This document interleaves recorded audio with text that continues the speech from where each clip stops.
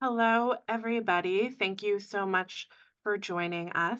My name is Shayna Weiss. I'm the Senior Associate Director here at the Schusterman Center for Israel Studies.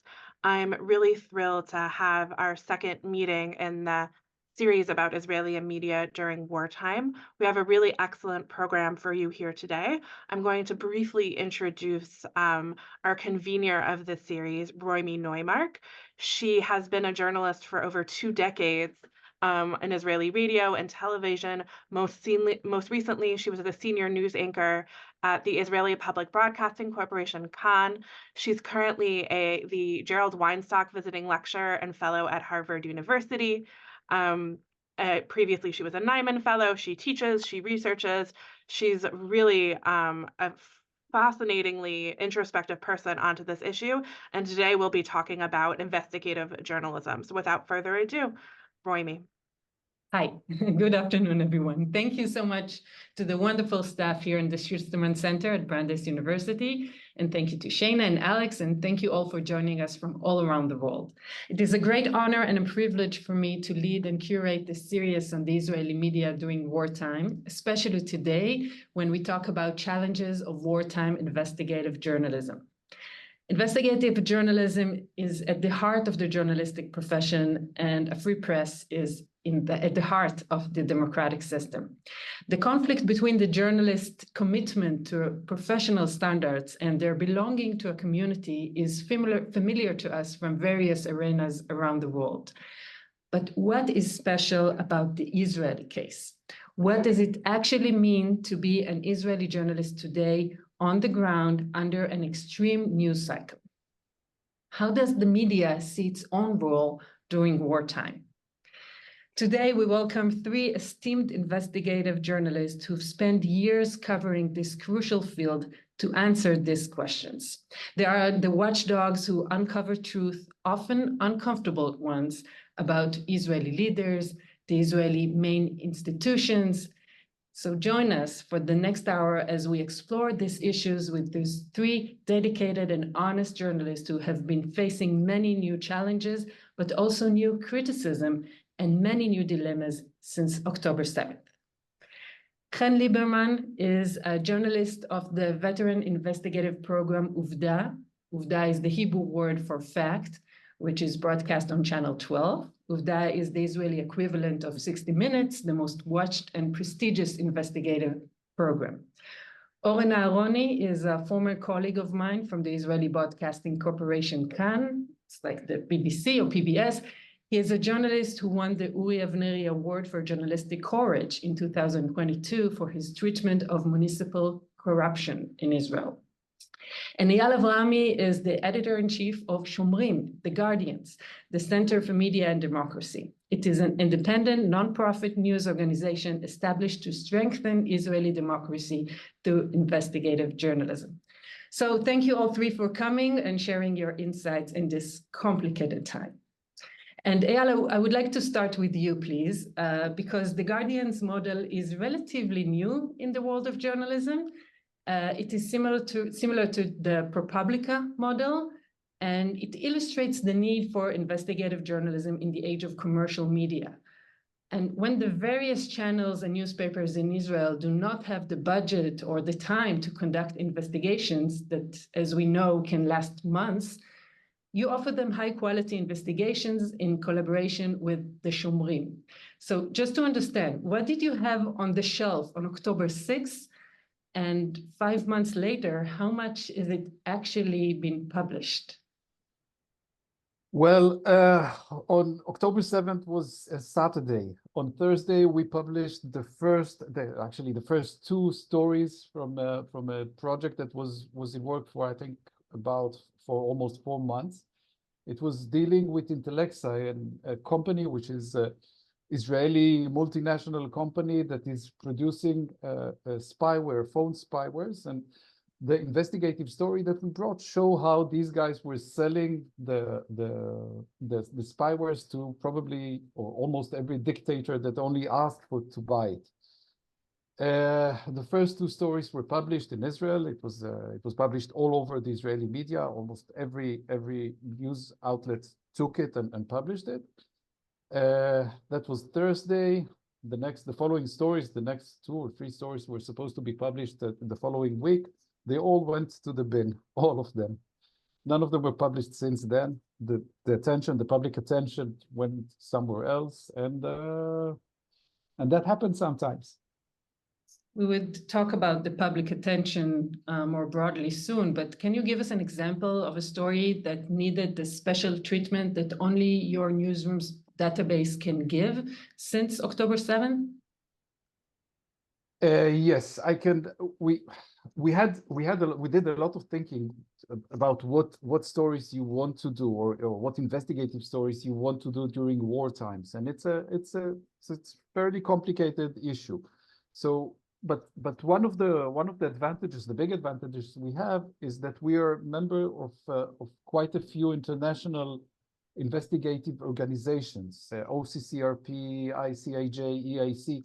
Each one of them is working in a different place on different fields of investigations. But all of those organizations together have huge amount of database that leaked from all kind of places in the world. The mostly known is the Panama Papers, but there were others like the Pandora Papers, Cyprus Secrets, and so on.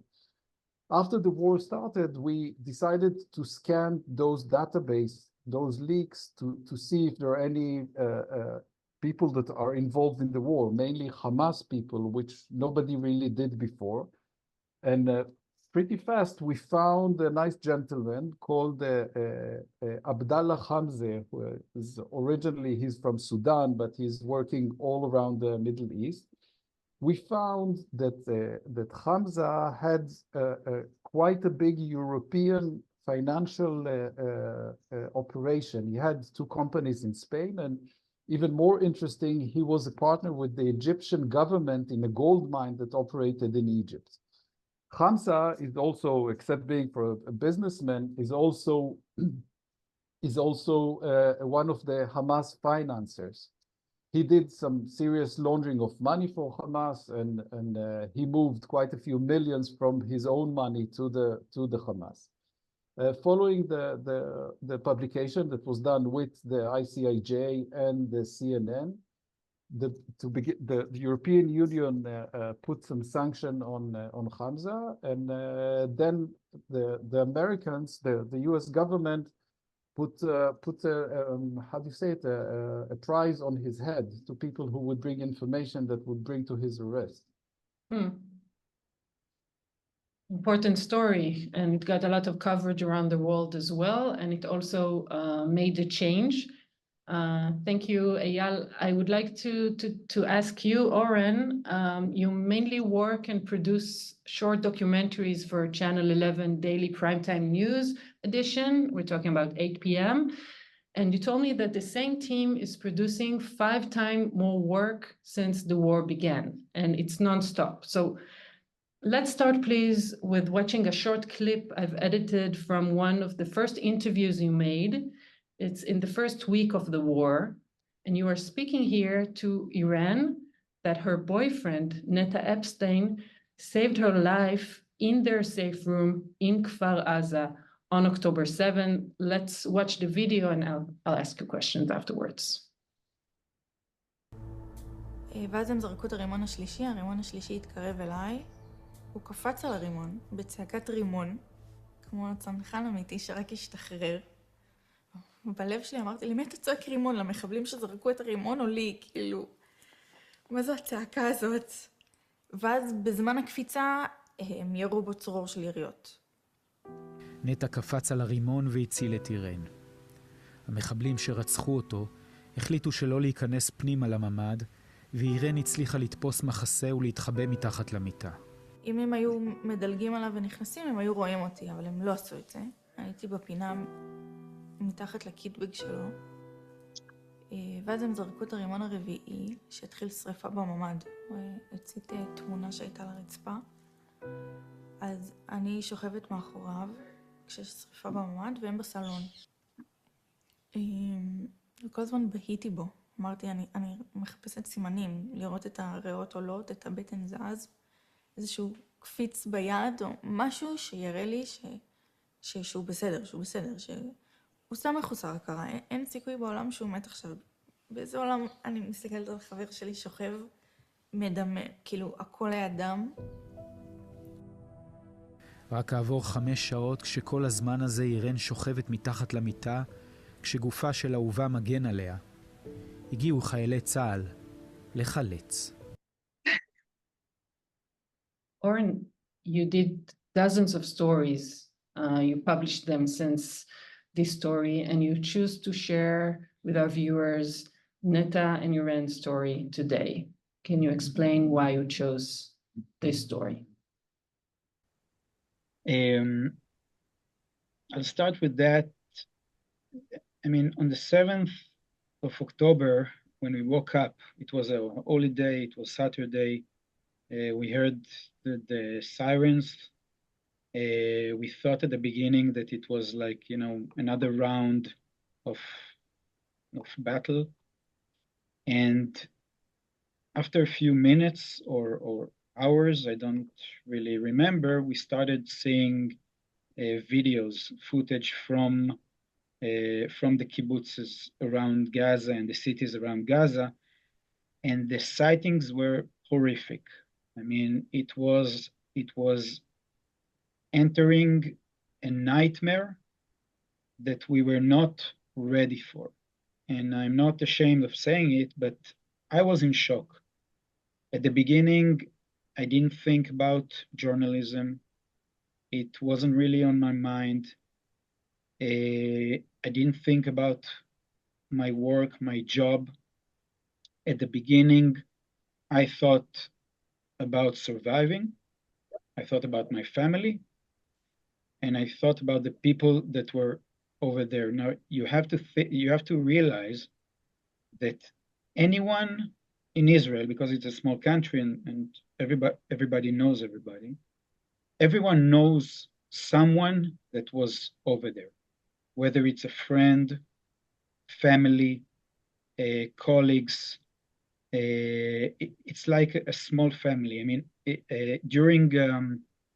on Sunday, I remember my cousin calling me from Australia, asking me to help her try to find her husband's brother from Kibbutz Be'eri. Maybe you can help me locate him or help me find him. He was murdered. His whole family was murdered. Some of them were kidnapped. Another call from another woman asking me to try to help her find the remains of her daughter. I mean, this was our reality. The reality was not my reality. I'm sorry. I'm talking. I represent myself only. Okay. My reality was at the beginning not investigative journalism, but helping other people, trying to help other people.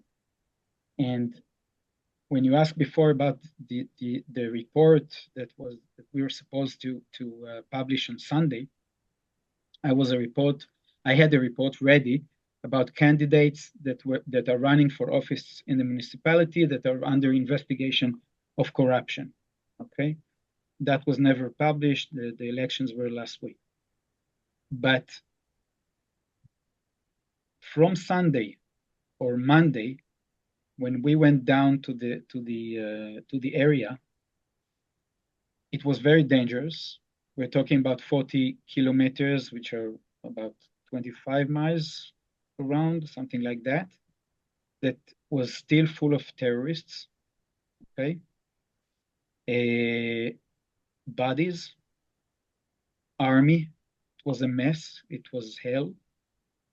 And I remember my first report in Sderot, the city of Sderot, which is approximately 500, half a mile from Gaza Strip, something like that. Someone called me and asked me to help him locate his mother. And while I'm shooting my report, I'm knocking on doors, trying to help him find his mother. That was my reality. It was not still investigative or whatever you call it, but it was mainly trying to help people. Okay, and I'm not ashamed of saying it, but I was crying a lot. Okay, working and crying, and Iran was one of the first stories that I got. Usually we do about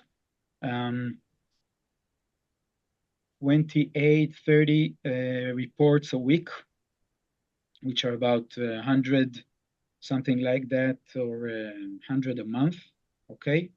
Magazine reports. And we did 5 times this number, okay? And it was, our daily routine was trying to search for survivors, trying to search for stories. And Iran is an example of someone from the beginning of the war, okay, that I found, that I went to talk to. And then she told me that her boyfriend was saving her by throwing himself on the grenade. And she was lying behind him for 5 hours, behind his body. And I was literally sitting in front of her for 1 hour or less, something like that, asking her questions and crying. Because their story was our story. It's not like, 2 years ago, I went to the border of Poland and Ukraine, and you saw the tragedy over there of the war, but it was distant because it did not belong to us. Mm-hmm. We're Israelis. We're not Ukrainian. We're not Russian. We're not Polish. Okay? But in this story, it was part of us. We were not only journalists, but we were part of this nightmare, and we lived this nightmare. And at the beginning, I'm talking about the first month or 2 months. I don't know if Chen and Eyal will agree with me, but I think all the reporters were in some sorts of shock, okay? Grief, shock, funeral every day, family, trying to help other people. The ad was not in order. I mean, we're talking about psychologists that they came into our company and trying to help us. About it, and you just mentioned it. A few years ago it would be a friendly question, but now we all speak about it as a professional question. Do you get any mental health support? We got mental support. I mean, I don't know about other companies or we had a psychologist that was in here, talked to the reporters, the producers, the editors, whoever wanted to talk to the psychologist got the chance to do that. And it took time to straighten our heads to understand the new reality that we're working in.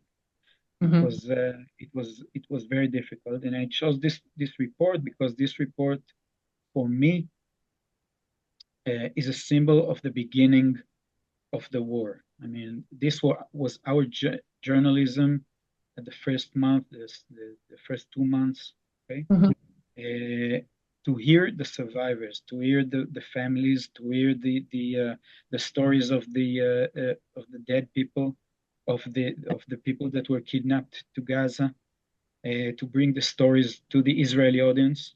And it was a story that we never told before. It was something that nobody really prepared us for. And it's interesting because I know you are working on the archive of the Yom Kippur War, 73 war, a few weeks before.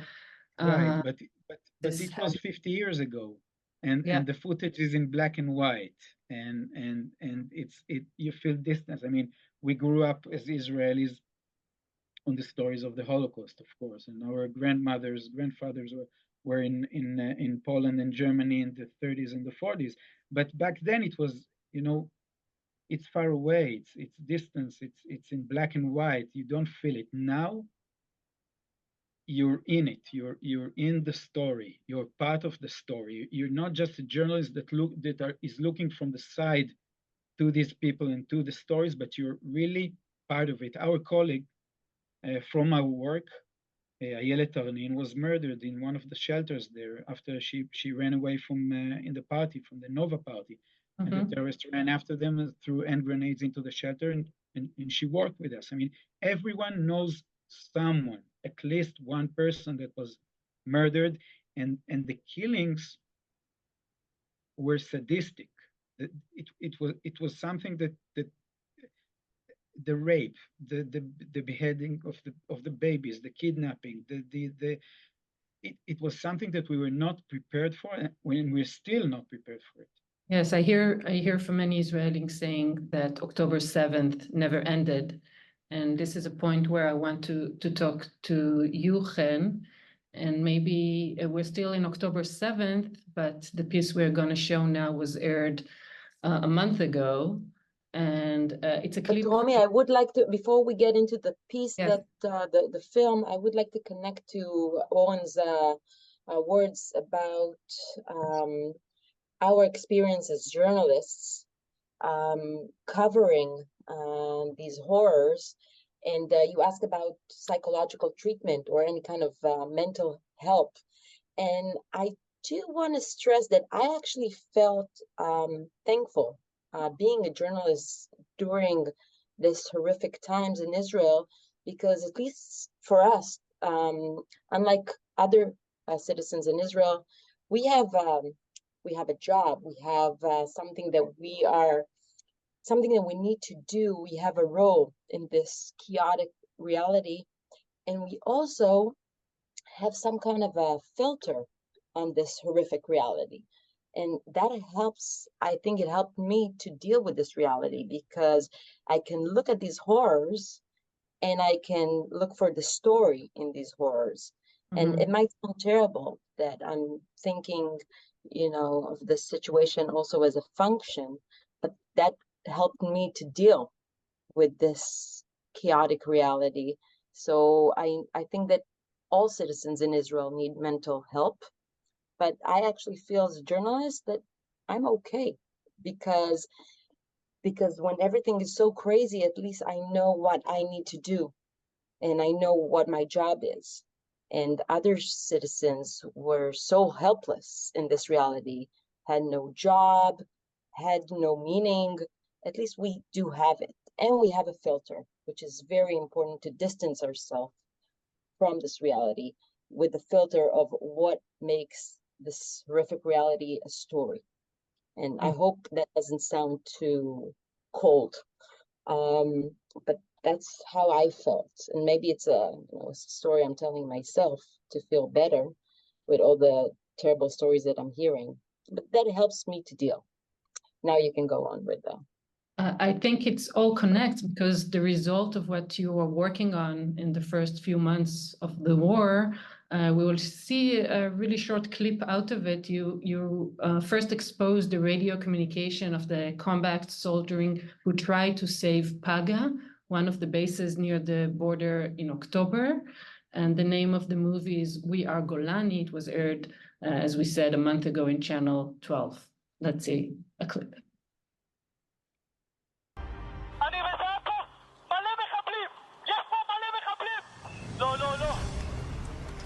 זה היה הקרב הראשון בחייהם. עושים לנו כל פעם את התרגיל הזה. אבל אני חושב שזה עדיין בצחוק, כאילו, זה לא אמיתי. חיילים צעירים שנשמו את מורשת הקרב של חטיבת גולני, ורשמו את הפרק הכי כואב שלה. תפסו את כולם עם המכנסיים למטה, איך אומרים? אנשים התחילו להיכנס ללחץ, נפרדו אחד מהשני. אמא ואבא, אני אוהב אתכם. לא יודע מה יקרה. אין לי קליטה וזה כנראה להישאר לך, אבל אם אתם רואים את זה, תדעו שאני אוהב אתכם. יורים עליי, מכל כדור אתה שומע אותו, בום, בום. הגענו אליהם, דרסנו את שניהם. ממש מוחץ. אתה נהנה מזה אפילו. אתה מרגיש ממש שאתה הולך למות, וכאילו כולם שכחו אותך, כי... עכשיו המפקדים והלוחמים, שאמורים היו להגן על קיבוץ בארי, מספרים איפה הם היו בשבת ההיא. תקשיבו, צלף פגע לי עכשיו בקסדה.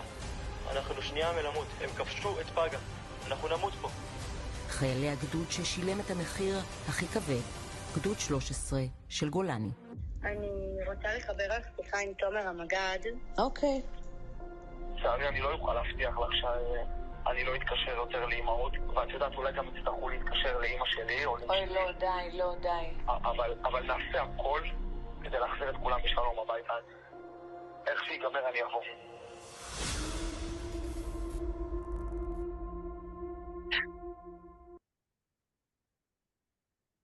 And this is definitely not a story of a perfect victory with the number of losses and injuries from Golani, but it's not a complete failure.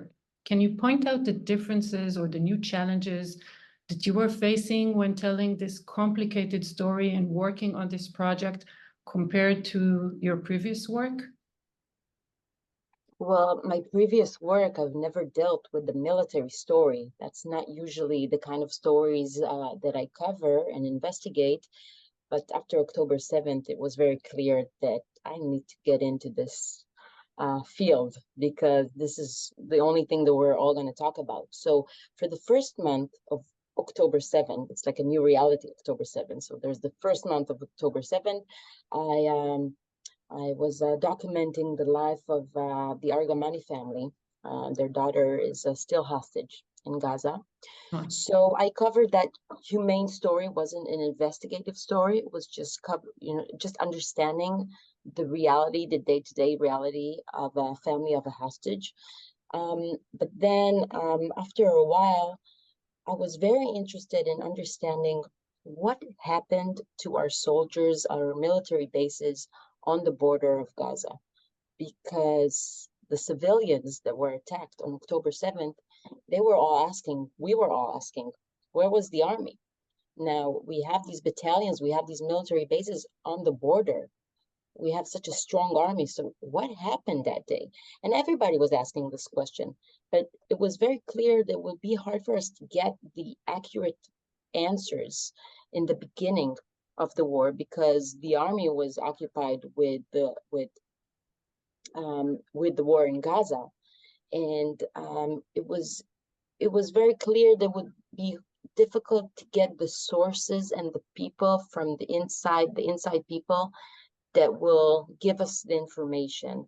But what we were thinking of is trying to tell the story of one military base on the border of Gaza as some kind of microcosmos or a capsule of the other military bases, and understand through that specific battle in Paga, the military base that we chose, and try to understand from that specific story, the story of all the military bases, or at least part of them.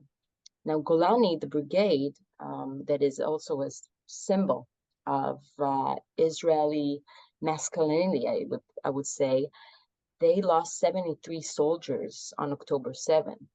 And the battalion that we focused on that was in that military base, Paga, Battalion 13, they lost 41 soldiers. So through the families of the soldiers that were also looking for answers, trying to understand what happened to their children, because usually after something like this happens in the military can do a relatively quick investigation and understand what happened. But because everything was so chaotic and the army is still occupied with the war in Gaza, the families, the parents, they didn't get their answers. It took some of them also a week to even get answer of what happened to their child, if their child is dead or missing or kidnapped. Nobody knew what's going on, even though those were soldiers in military bases. But it took so long to identify the bodies. So if October 7th was on Saturday, some of the funerals were only on Thursday because it took so long to identify the bodies because of that chaotic situation. So a month into October 7th, a month into the war, still families of soldiers didn't have their answers. They still don't. There's still not a formal, official military research investigation of what happened there.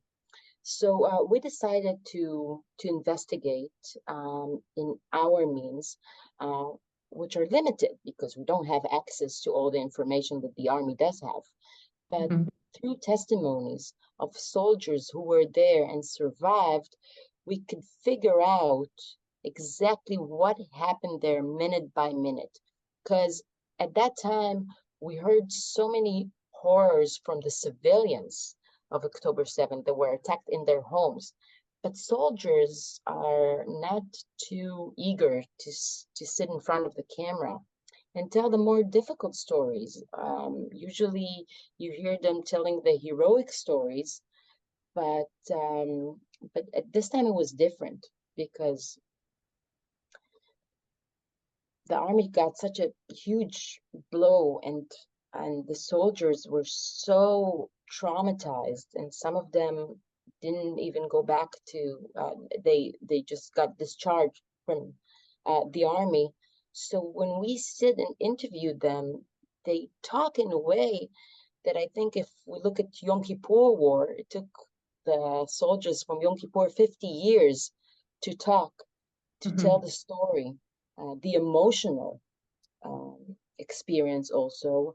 It took them 50 years to tell the story that way. And the soldiers from this war, from October 7th, they speak in a very surprising, revealing way about the humiliation of October 7th. Because unlike the civilians that were attacked in their homes, those are soldiers who were armed, who were supposed to perform that day. And they found themselves locked in the dining room of the military base, just trying to avoid grenades and not really being able to do their job. And their job is to protect civilians. So we also managed to get, yes. If we're trying to focus on the challenges of the investigative journalists, so we have the causes that you just mentioned, and there's the IDF censorship. But I wonder if there are other reasons that it can explain that the first investigative stories were made by international newspapers and outlets, like the full articles about October 7th, the failures, and even the sexual violence report were published after a couple of weeks in the New York Times and were written in Hebrew maybe 2 months later. And of course, we all know this is a gap that was filled by a lot of misinformation. So, and Eyal, I would love to hear what you think as well.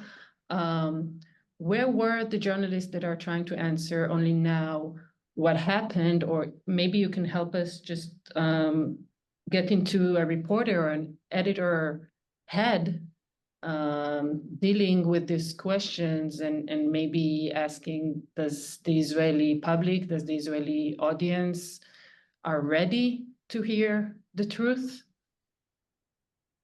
Well, I would say that the first few weeks they weren't. I think that especially an American audience have to realize that when a war breaks out, there's like a patriotic wave that covers the whole country. And like Oren said before, we all know people that were injured in Gaza and around Gaza. And obviously the main focus of the media is doing the news, is reporting from the front, from the people, bringing the first stories. And only second priority, or maybe even third or fourth priority, is bringing like investigative stories from what happened here and what happened there. Now that wave took quite a few weeks after the war broke out. You mentioned that a lot of the investigative stories came out in foreign media. I think this is not because they weren't handled here in Israel. They were handled as well in Israel, but I think that in many ways it was easier for the government and for the army to let those to push those stories out, to make that they will be published in international media outlets, because over there they get more credibility as like neutral stories. It's not an Israeli story, it's an investigative investigation that was done by the New York Times or by the Wall Street Journal that also brought quite a few stories or whatever. So basically places that were a bit difficult for the local media to get were opened or helped by the army, by the government to foreign journalists. I'm not trying. And also, to... there's no censorship. Sorry, but there's no censorship. That's foreign media. Totally, but what I was trying to say, that I'm not trying to underestimate the achievement of stories like those that were done in the New York Times, sorry, or in the Washington Post. But again, it was a bit easier for them. Well, Oren, do you feel also that, like, if I understand correctly from what you're saying, Eyal, you're saying there is kind of a self-censorship as well, that wartime reporting can activate. And I wonder, Oren, if there are topics or certain events or angles or sentences you find harder to publish today. First of all, let me just add to what Eyal and Chen said. There is also, I think, in my opinion, there's also a blame game here in Israel of who's to blame for this the catastrophe. And our prime minister was trying to push everything towards the army, and I think it's easier for some of the sources to give the story to an international newspaper or reporters because of that. I think it's also something that we have to consider, but I'm not taking the responsibility of our job. I mean, we had to bring some of the stories, of course. Okay. Yes, there is a self-censorship. I can say that I use self-censorship when it comes to graphic testimonials from the 7th of October.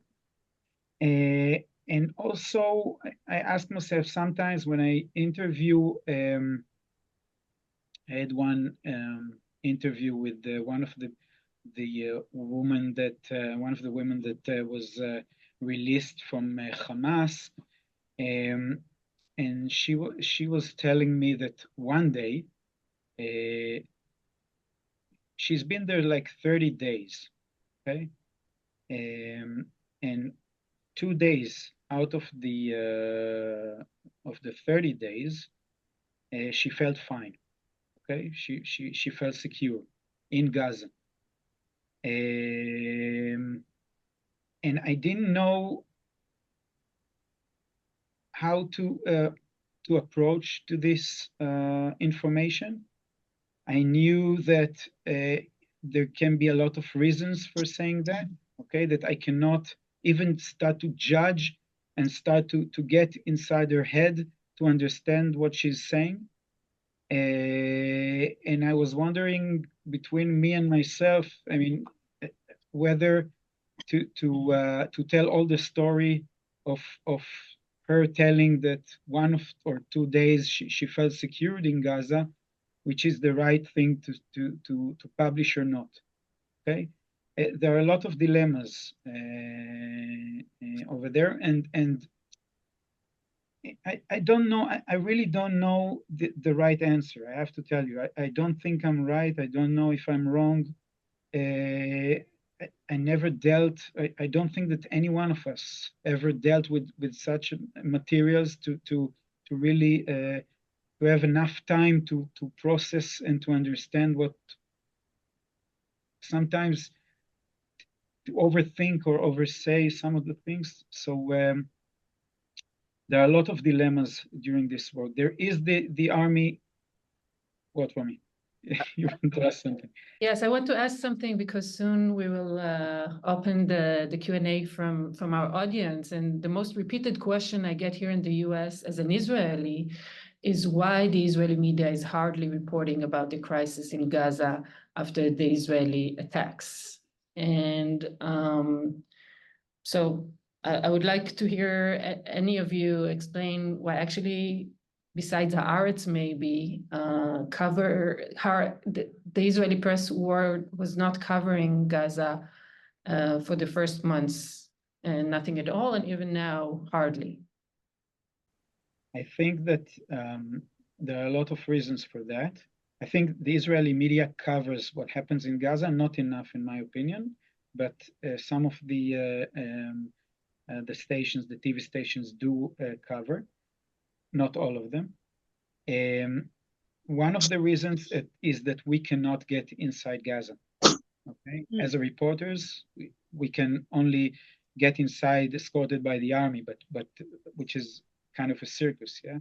But we cannot go as independent journalists inside Gaza, and if we go there, we will finish like James Foley in ISIS. What happened to him? The other reason is that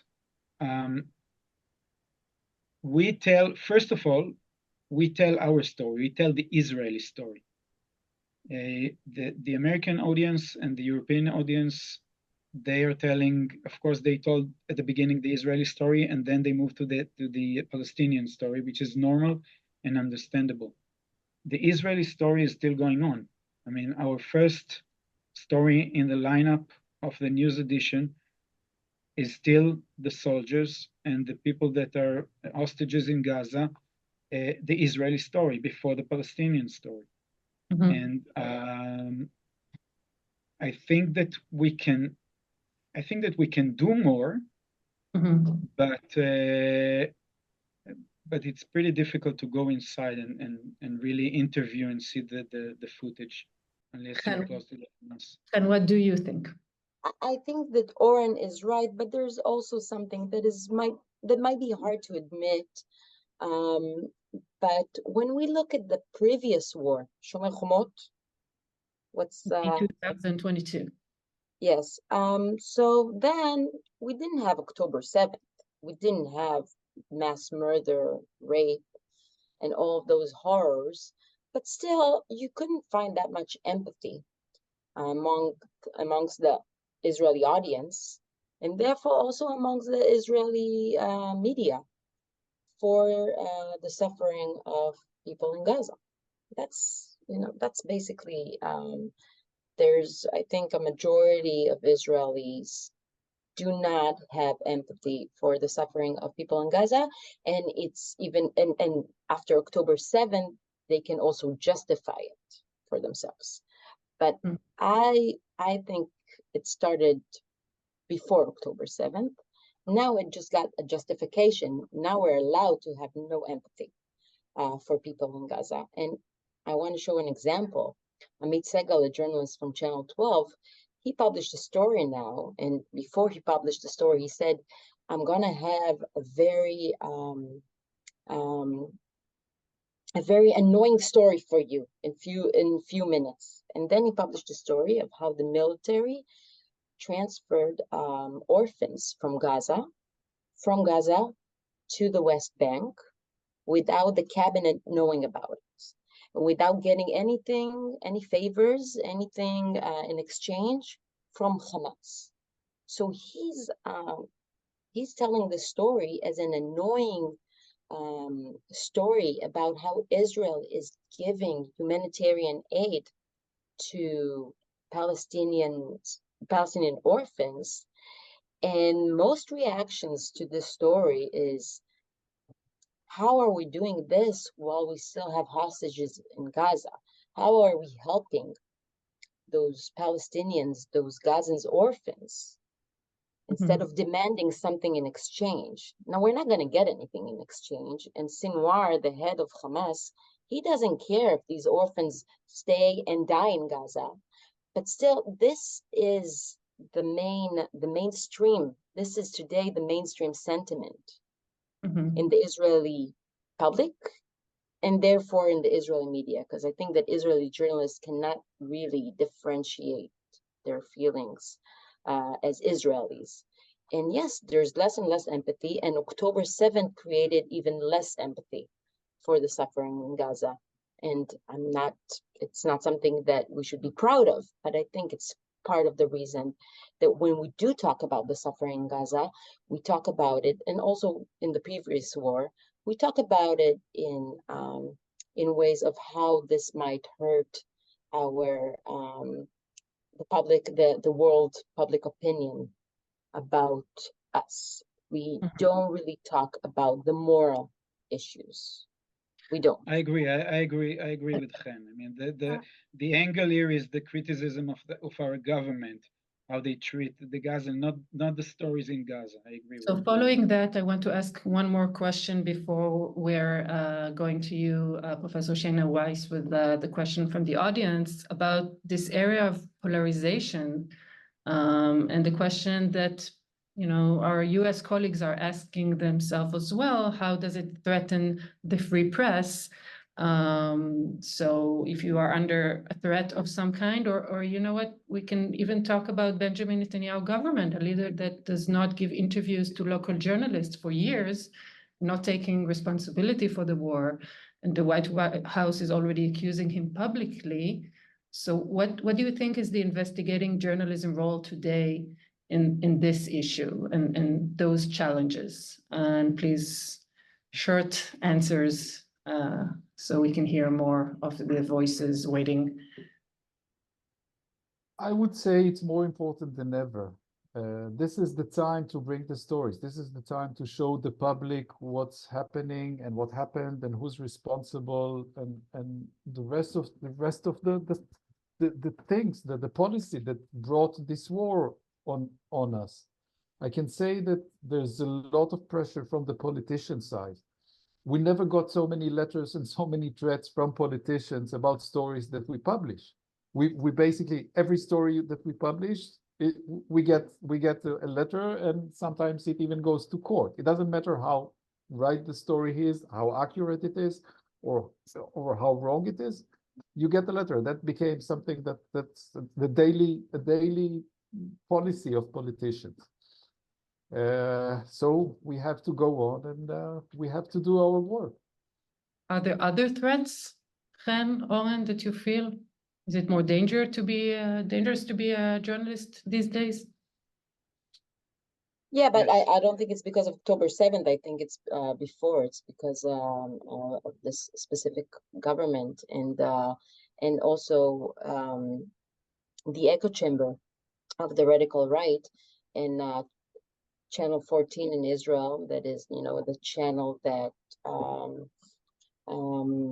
puts forward the messages of the administration, the Bibi administration, and the Likud party. So as a journalist, we could see in this previous year, when there was very deep polarization of the Israeli public,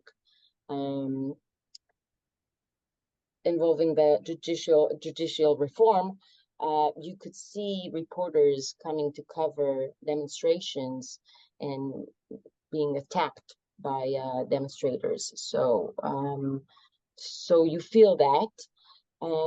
But to your question regarding our role as investigative journalists, I do think that, especially in this time of polarization and echo chambers, and channels that are there just to promote the Likud party and its messages, it's very important not to be tempted to get into position when we investigate who's in charge of October 7th. Because of course there's the conception and the policy that Netanyahu promoted for years, and he has the main responsibility.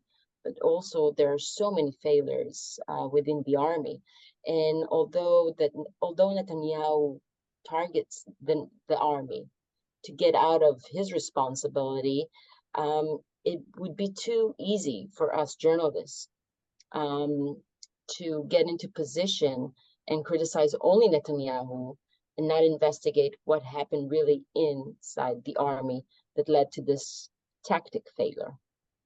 Mm-hmm. I can add that before October 7th, journalists here in Israel were marked as enemies of the states, enemies of the state, enemies of the government. Al Jazeera, brainwashing machines against the government. A lot of demonstrators against journalists, journalists that were trying to do their job have been attacked by protesters. It was before October 7th. Unfortunately, something we know well in America as well. So please continue to send in questions.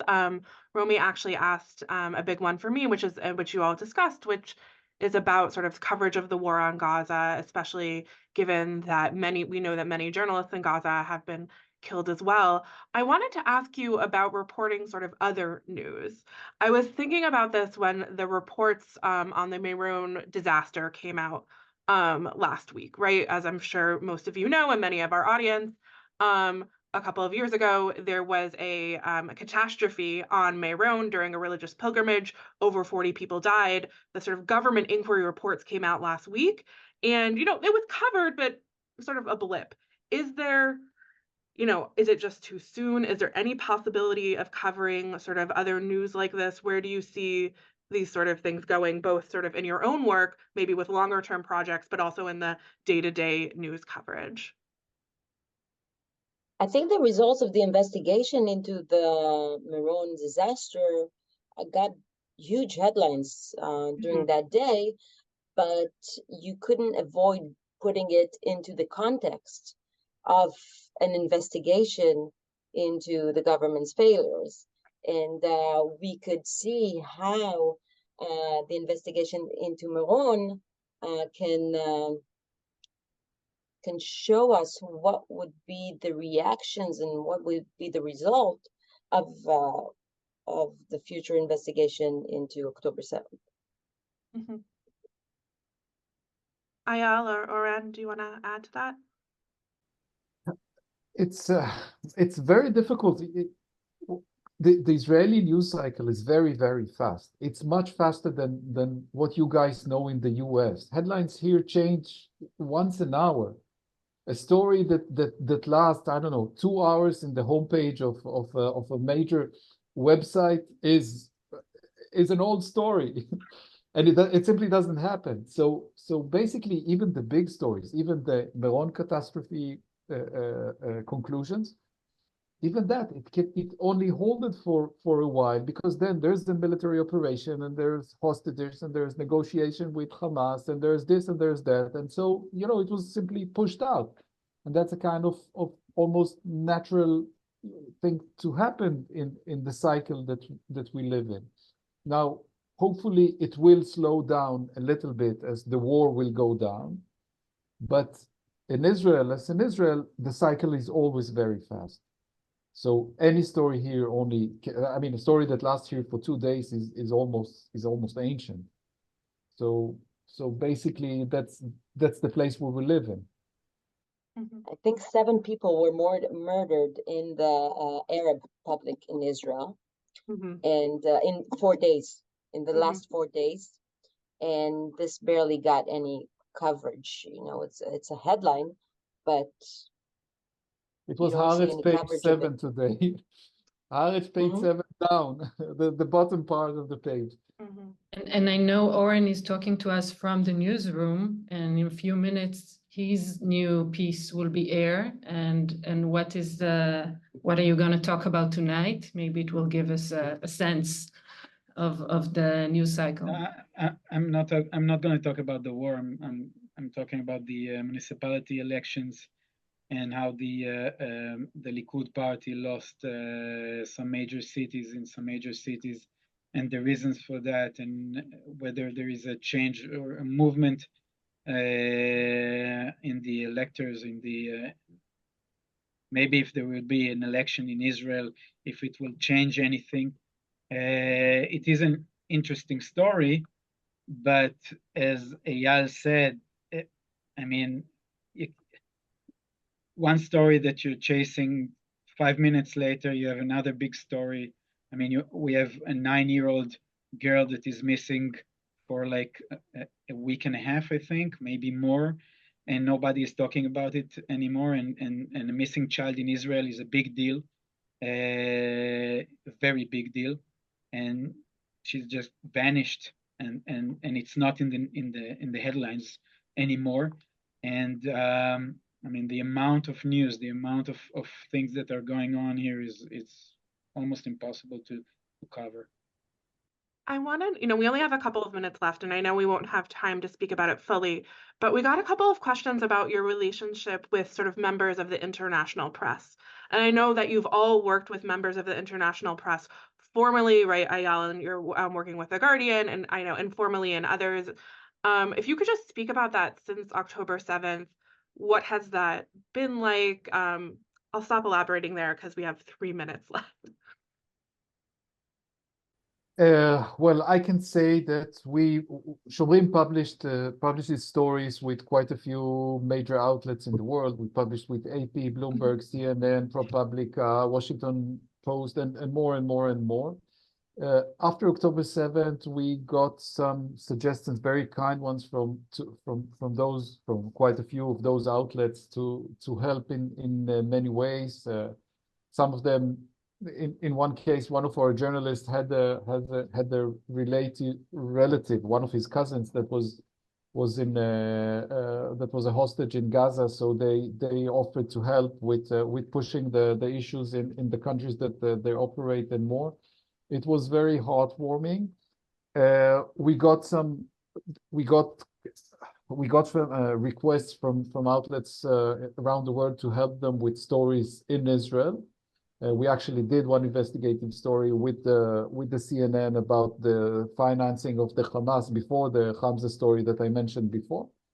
It was a kind of different relations, because they suddenly, in some of it, they were just kind, loving humans that wanted to help, and the other part was that they wanted to do stuff in Israel and they needed help. And new reality, new relations.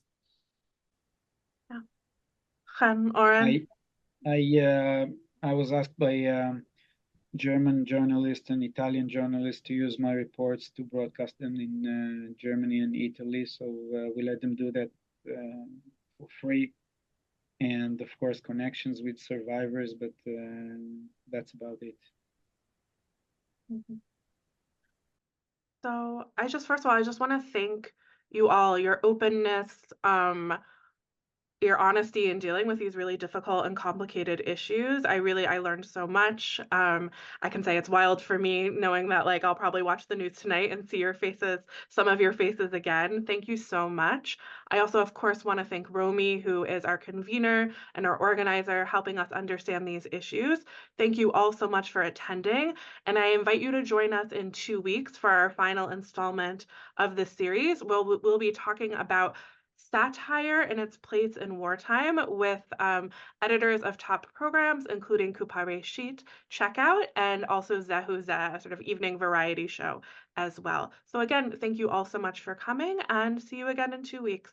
Thank you. Thank you very much for inviting us. Okay. Thank you. Take care. Thank you. Bye-bye. Good evening. Bye. Bye.